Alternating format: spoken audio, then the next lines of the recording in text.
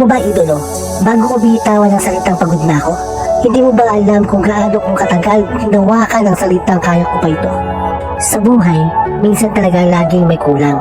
Sinadya siguro ng Diyos para hindi tayo tumigil mangarap. Tandaan mo to, huwag kang matakot na maging ikaw. Tandaan mo, ang pagiging unik ay mas maganda kaysa sa peke. Sa bawat pagsubok sa buhay, huwag na huwag kang matatakot. Dahil tandaan mo, habang may buhay may pag-asa. At laging may bagong umaga. At higit sa lahat, andyan ang nag-iisang Diyos ng lahat para sumaybayan ka. Kung nahihirapan ka at napapagod ka na at hindi mo na alam ng solusyon sa lahat ng problema mo, manalangin ka lang sa Kanya. Pupusta kung pakikinggan Kanya. Hindi ka magpakinggan ng bawat tao sa paligid mo o sa mga pataong nakapaligid sa'yo. Tandaan mo, merong isang Amang lumikha ng langit at lupa na makakaintindi sa'yo kahit sino ka pa. Totoo, di ba? Marami na nangyari sa buhay natin. May mga masaya-sayang pangyayari.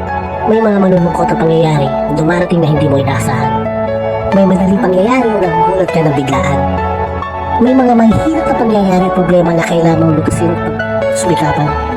Pero tandaan mo, sa bawat pangyayari sa buhay ko at sa buhay natin, wala tayong pinagsisisihan dahil lagi tayong may natututunan sa mga bawat na pagkakamali at pagsubok na pinagdadaanan.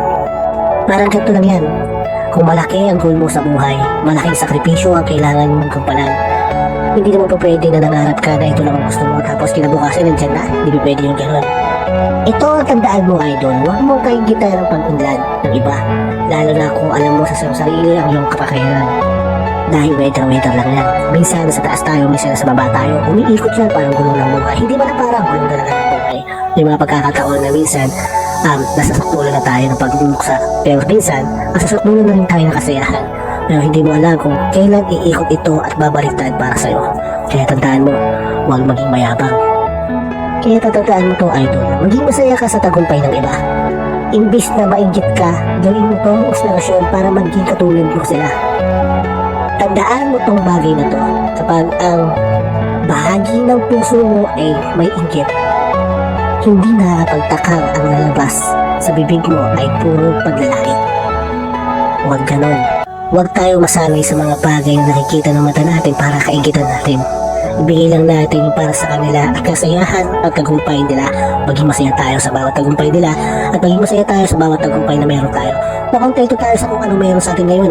Huwag tayo maigit sa kung ano meron sa kanila. Tandaan, maging masaya ka at makontento ka lang sa kung anong naranasan mo ngayon. Happy at good lucky. Tandaan mo yan. Hindi ka mawawala ng pag-asa. Dahil naranasan mo na ang umilalim at gusto mo na maranasan yun na umibabaw. Hindi ko tayo sa baluarte ko. Come and go, touchdown.